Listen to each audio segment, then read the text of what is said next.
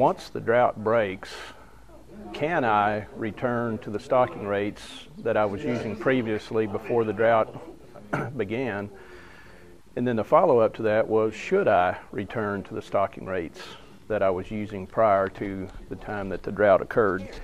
If we look at data that was collected back in the 1930s, data collected in the 1950s during those two periods of time where we had extended droughts, and whether it's in western Kansas or northwestern Oklahoma or eastern Colorado, that information would suggest that even though we lost vegetation cover during those time periods in the drought, that once the drought broke and rain came, that the vegetation or the plant community recovered in a 2 or 3 year period of time. So back to the idea of, can I return to the stocking rates I used prior to the drought?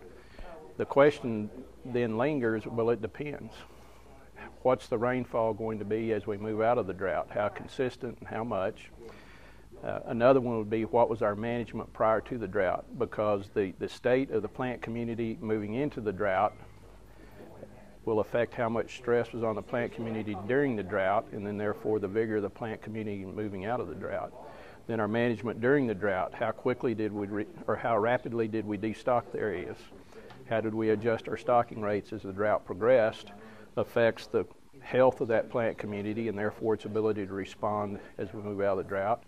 And then the third question would be, or third area would be, as we're exiting the drought, how do we manage that plant community exiting the drought?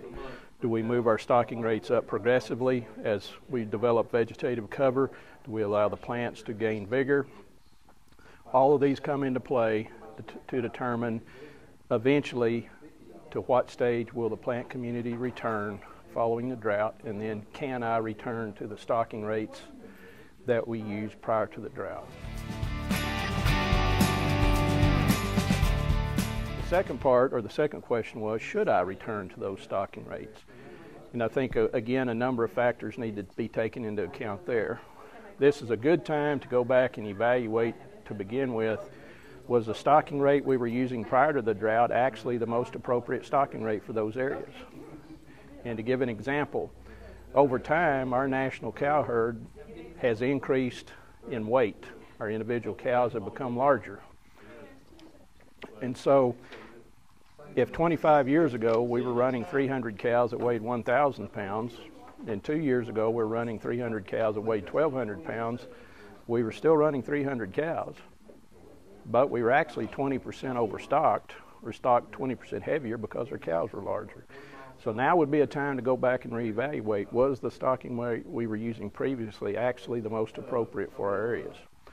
A second part of the answer to that, should I return to those same stocking rates, is, are we really moving out of these drought conditions into more favorable conditions? Are we moving out of a drought conditions into conditions that may be better than the drought but drier than normal?